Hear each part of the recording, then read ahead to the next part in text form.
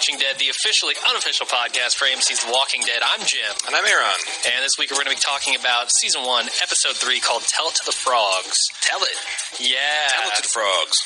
No news, no anything like that. Let's get straight into the recap, right? What if the listeners think, God damn, that was some tasty beats I just heard over the introduction there. Where can I get more? They can probably go to mysterianamusic.com, mystereonamusic.com. And I'll link that. Check that out. I'll link that to the show notes. They're gracious enough to record our introduction for us. Yep. Very cool stuff. Let's get into the recap. Let's do it. I like to go right into the recap. All right. No dilly-dallying. Dive in.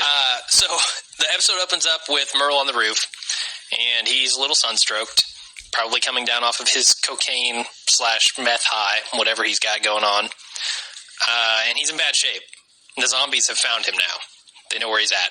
Yeah, he's been so he spent all day and all night and another whole day up there, and he doesn't look very good.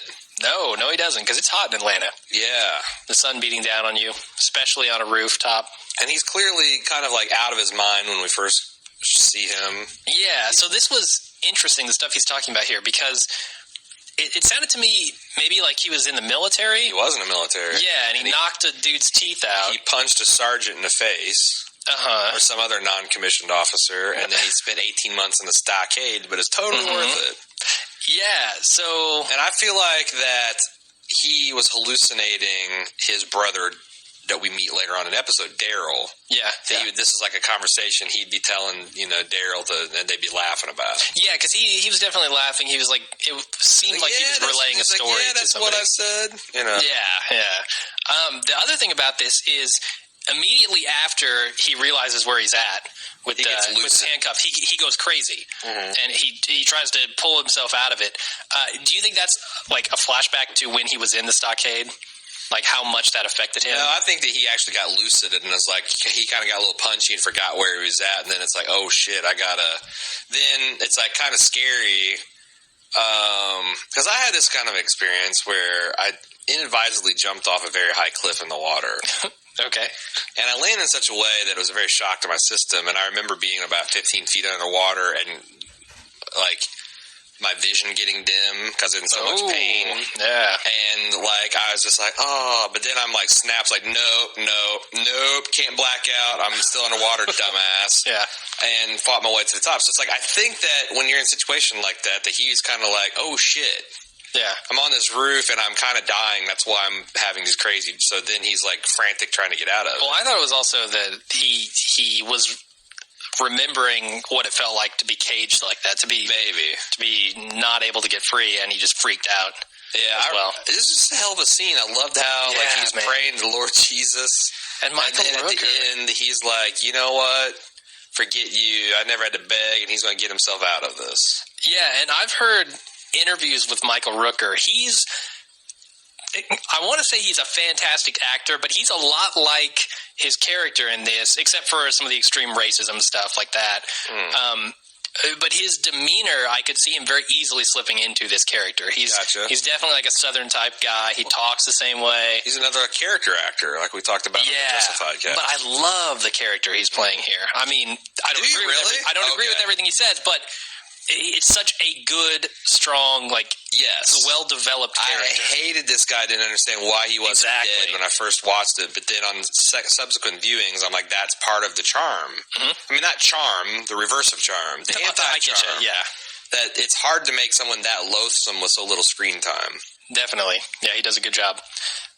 So then, what's his name, Jorge? Morales tells Rick that Merle has a brother on the way back to camp, and you can see on Rick's face, he's like, uh-oh, this is not going to go well. No, not at all.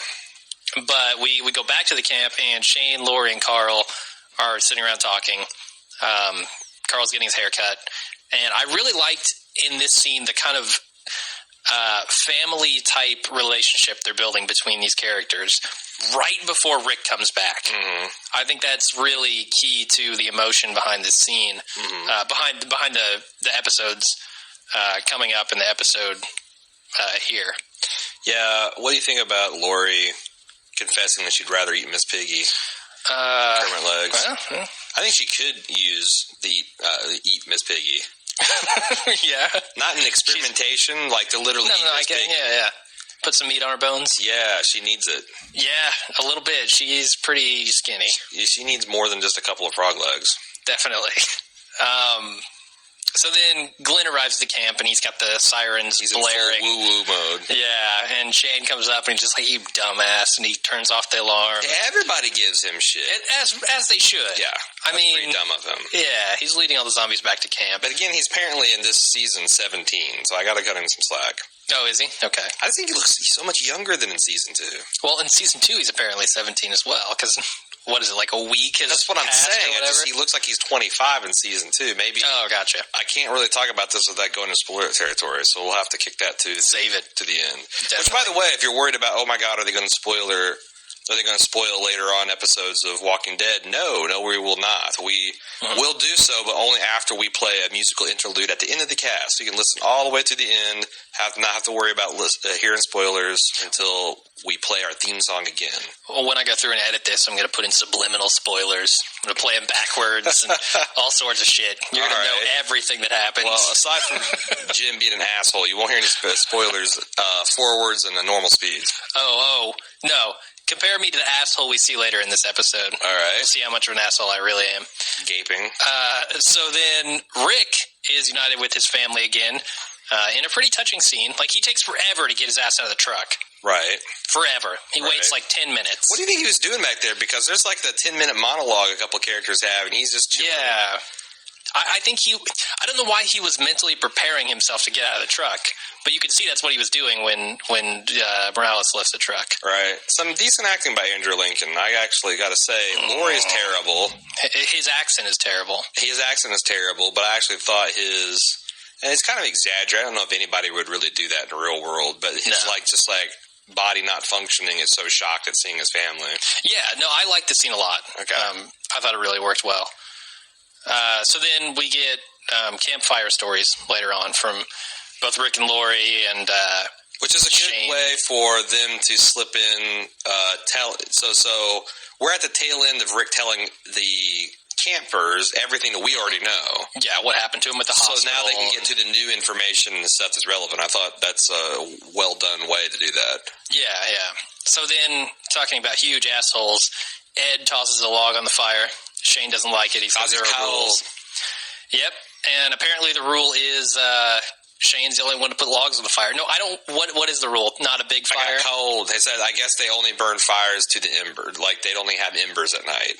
Oh, which means so you don't have an actual fire. It's just enough to cook with and, stay warm. So the zombies, I guess, won't see them. Or even other humans won't see them and come try to take them out.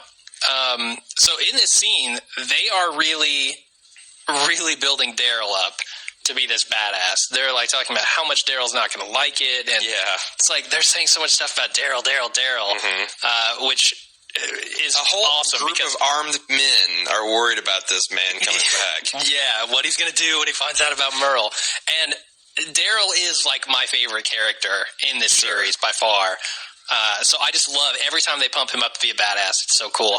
But then we go to the next scene, and Rick is in the tent with Laurie, and he's laying down the unintentional guilt trip.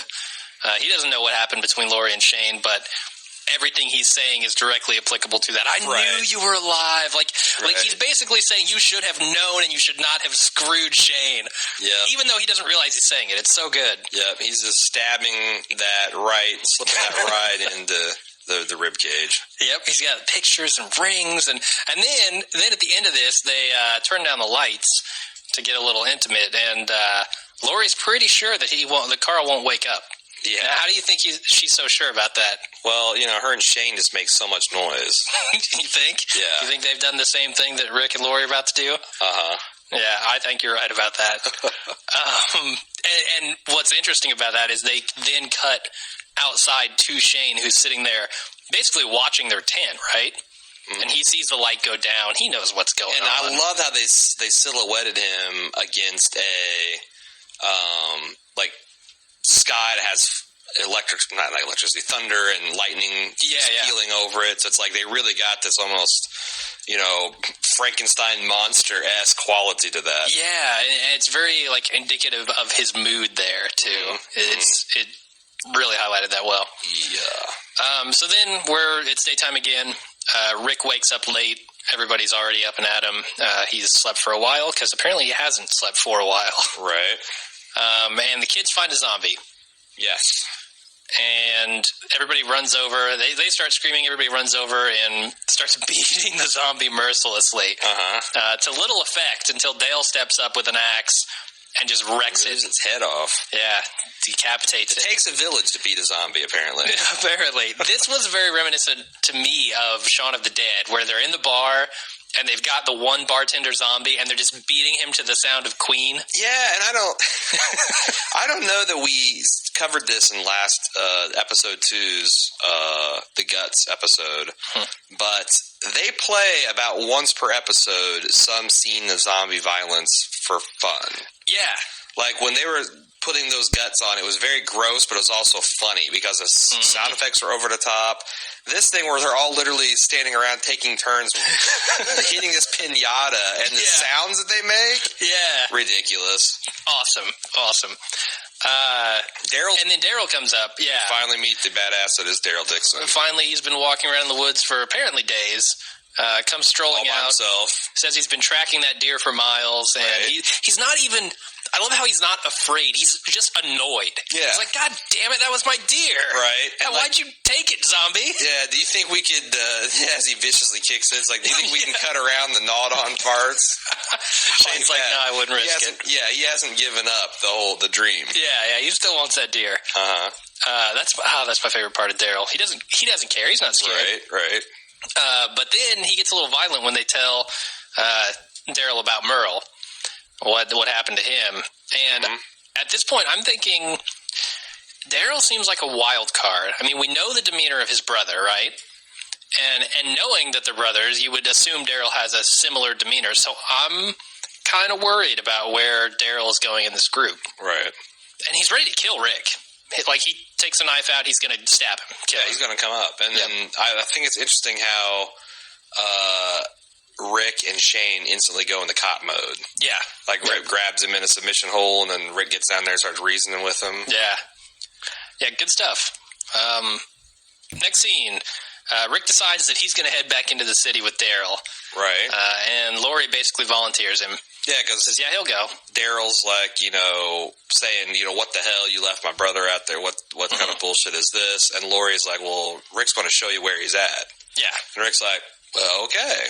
I'm glad we got this settled. Yeah, because earlier he had mentioned, hey, I want to go back for him. And Lori didn't seem to like that too much. But now she's volunteering him. Right. And Shane thinks it's a terrible idea, which I think it is too. How can you blame him? And he had a funny line there where he's talking about Merle. And he's like, yeah, you can't believe you're going to go back for the douchebag. And Daryl's like, hey, watch your mouth. And he's like, choose your words more carefully. Shane just says, no, I did. Douchebag's what I meant. Yeah, right. And it's hard to argue. But there again, we see Shane, he is the survivalist. He's like, this does not make sense. Yeah. Mm-hmm. This guy was ready to condemn 6 people to death rather than send other people in the group on after them. So you can imagine what he thinks about one person who is Merle. Yeah. You can even be, it's like, I already got my, I'm up to my armpits and assholes in this camp. I got to my lobes and I got Ed, I got Daryl. You go and bring back Merle. One more person I need to beat the teeth out of. Yeah, he doesn't like it one bit. Nope. So there's an interesting relationship here, and I want to ask you what you think of this. Dale, before Rick leaves, Dale confronts him and says, hey, we want one of those guns, whatever. We need parts for the RV, stuff like that. And Jim's there. That's his name, right? Jim? Yeah.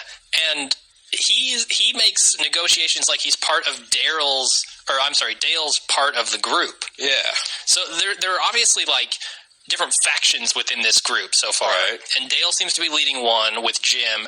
What do you think Jim's connection with Dale is? Because he seemed very possessive of the RV itself. Yeah, I don't know. Is that his RV? Is that Dale's? I don't know, because I don't know that there's an answer to that question, because if I recall Jim's backstory correctly, he is a father who lost his wife and kids in a zombie horde.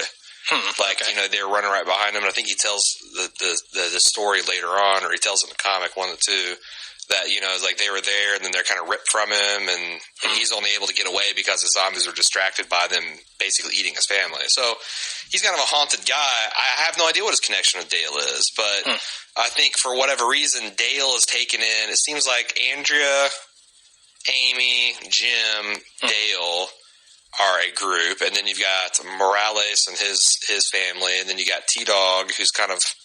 He's almost a loner. Yeah. He's kind of on his own, and so is Jackie. And you got Shane, Laurel, and Lori, and Carl. Right. And Rick, of course. And you're right, that there doesn't seem to be a very obvious leader. I mean, Shane is kind of the de facto leader, it seems like, with the group, and they're kind of deferring to him because he knows how to work equipment, all that kind of stuff. But, definitely ripe for the picking, or ripe for the organizing. I feel like you hit on something there.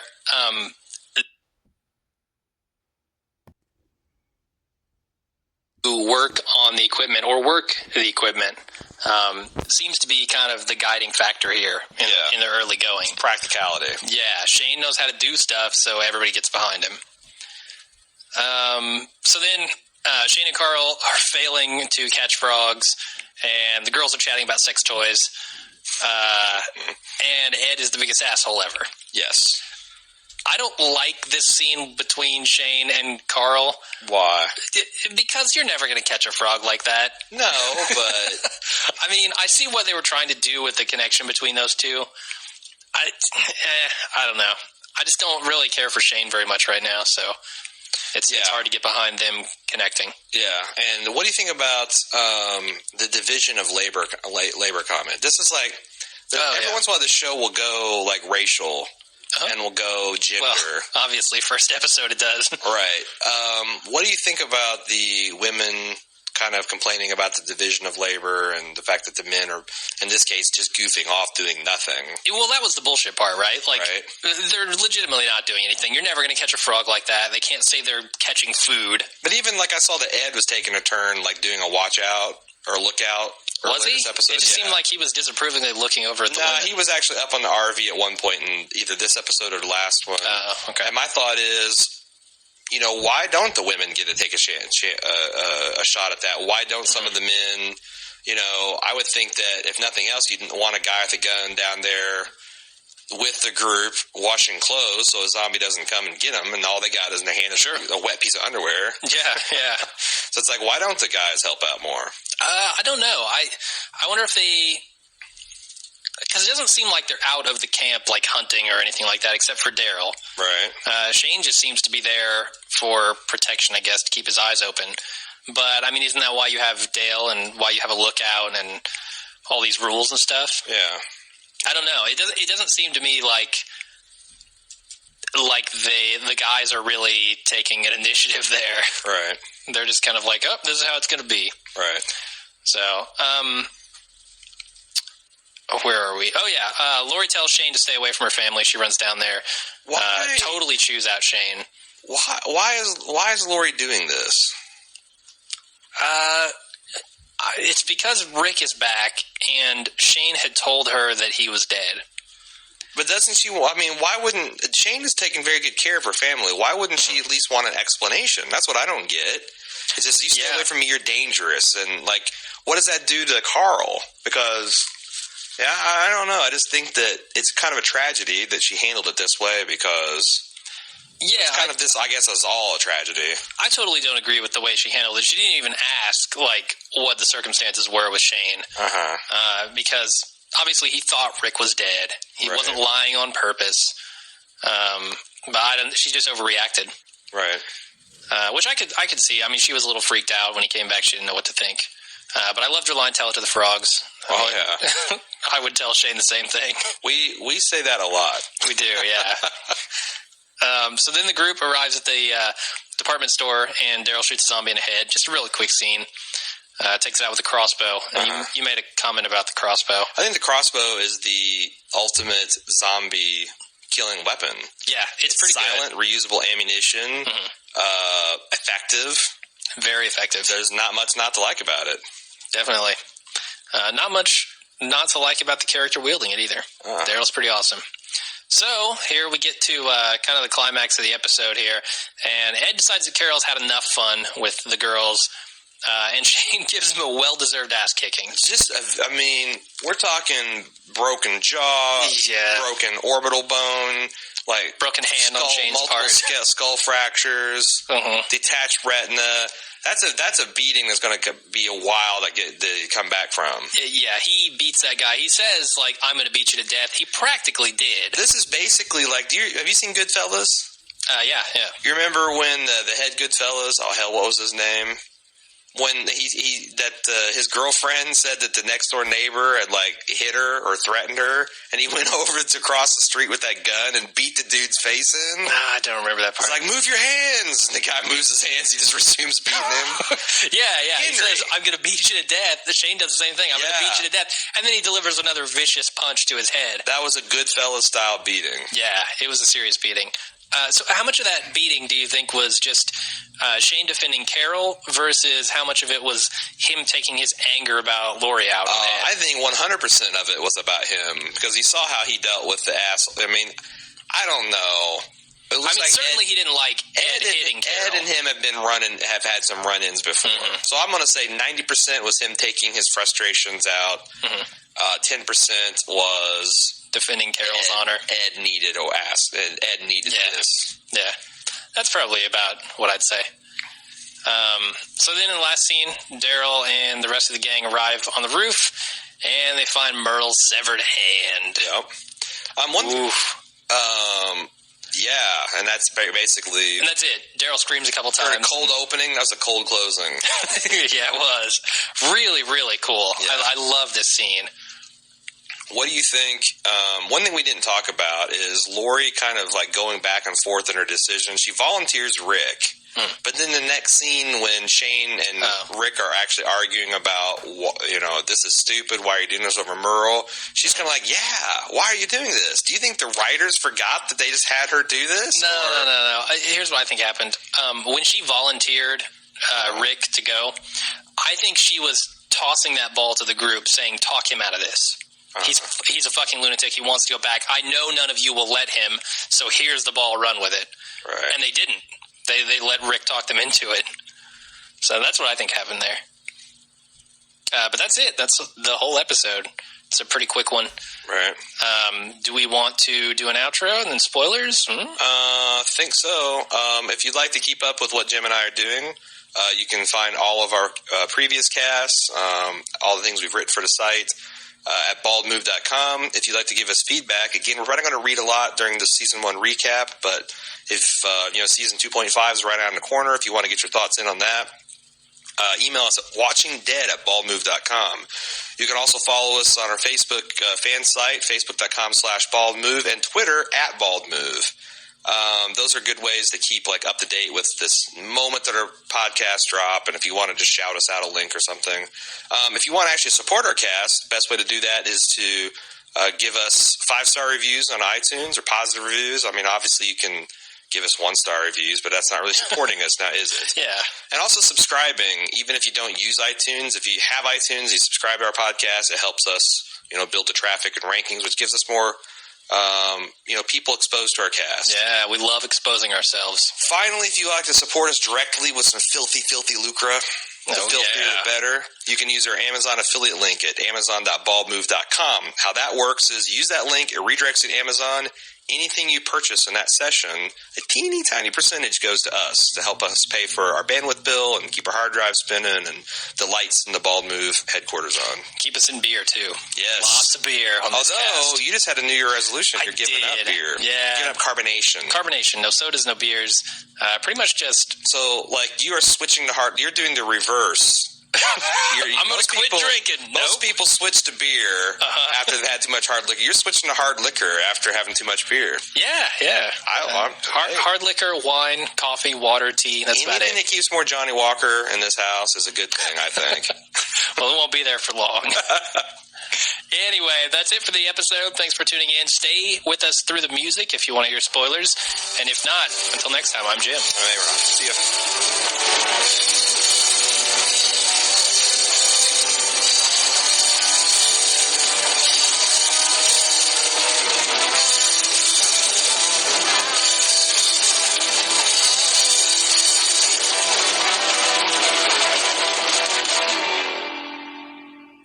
we're back with the spoiler section.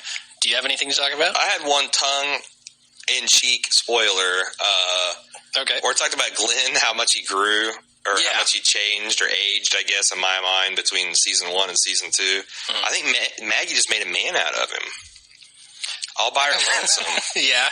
The farmer's daughter took him and made a man out of him. Yeah. So do you have any other spoilers? Because I got one final juicy one. Well, I just really liked to see, to come back and see how this group has not really formed into a cohesive unit yet. Because Rick hasn't been on the scene to kind of set up a hierarchy, I guess, to be the leader. It shows Rick's leadership skills really matter in this group, because we see later on he is the definitive leader. Right. Whereas now they're kind of factioned off. Nobody is really talking to anybody. They're bartering within themselves. Right. Like, it doesn't make any sense until Rick comes into the picture. Right. So that was pretty cool. Let's talk about okay, so in season 2, we find out that Lori's pregnant. Yes. Let's talk about whose babies this is, because Shane is sure it's his, and I kind of get from Lori's viewpoint that maybe she suspects it is too. But yeah, you and I have speculated, and this is all a little bit of speculation, but I don't think, surely Shane and Lori didn't start having sex from day one of the disaster. No. The way they portrayed it on film, I'm thinking the time that Shane, rape stalked her was probably the first time they had sex. Really? Or one of the first times. Okay, because in the first episode, you were saying that it was not the first time that they had made out or whatever, but I didn't know if that extended to actually having sex or not. Yeah, I can't remember. Because you seemed like to be on the side of they had already hooked up at that point. Well, I was on the other side. Now I think we flip-flopped. See, the point I was making is, when I see two adults making out that hard, I'm thinking that they're either already having sex or having sex is going to happen within 24 to 48 hours. Yeah. Maybe this was it. Right. But the point is, we also see Rick get some within a day of Shane. And I don't think you were with me. It's there's no way Shane has been doing this for more than a week. Yeah. So how in the hell can anyone be sure until we see this baby pop out and we examine its lobe size, whether it's Rick or Shane's? I don't think you can. Do you think that we're mistaken and that Lori and Shane did have a pre-existing relationship? I'm pretty sure they did. I mean, the comment that she makes that Carl isn't going to wake up in the tent, I think that basically says it all. I thought you were joking. You No. think that I'm serious, yeah. I think that's her saying, Shane and I did this before. Well, see, that's the thing is, if I were in a zombie apocalypse with a woman and my son was in the tent, he's 5, I'm pretty damn sure once he goes to sleep, he's not waking up for nothing. Yeah. Just because I know my kid. I haven't test fucked anybody to calibrate that. Next to him in a cot. No, I haven't. I don't need to do that to say that he probably will not wake up. Gotcha. I don't know, just the guilt trip that he was laying on and the detention with Shane in that scene, him sitting outside, it felt very much to me like she was making a comment about that. Interesting. But I could be reading too much into that. All right. So, but either way, within a week, it could be either of their children. Yeah. You have no way of knowing. I would think. I mean, I'm no biologist. Because she's not showing yet, No. I mean, and a girl that thin would probably show almost immediately if she was going to. Just shut up. Shut up. You don't know what you're talking about. What are you talking about? She could probably be 2-3 months pregnant and not be showing. Yeah. Okay. Well, I don't, wait, how long has it been? Dude, season 2 is less than a week after season 1. Yeah, but we don't know how long they've been on that farm. Look, I just know that Rick hasn't been in the hospital for longer than a month. Sure. Without attention. So I'm saying there's no way that Rick or Lori and Shane has been on the run for more than a month. Well, okay, when does morning sickness start? I mean, I don't know about this stuff. The first month you're pregnant. Okay. That's usually the first sign that women think, oh shit, I might be pregnant. Or, so that's pregnant. what she just started experiencing. That puts it a month ago, which is right around exactly now. Yeah, okay. I don't know. It just seems like... Right? Like I said, I don't know, man. I'm not a fertility expert.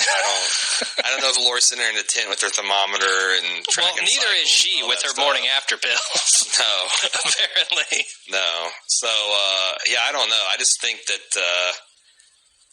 it seems like the show wants to be up in the air.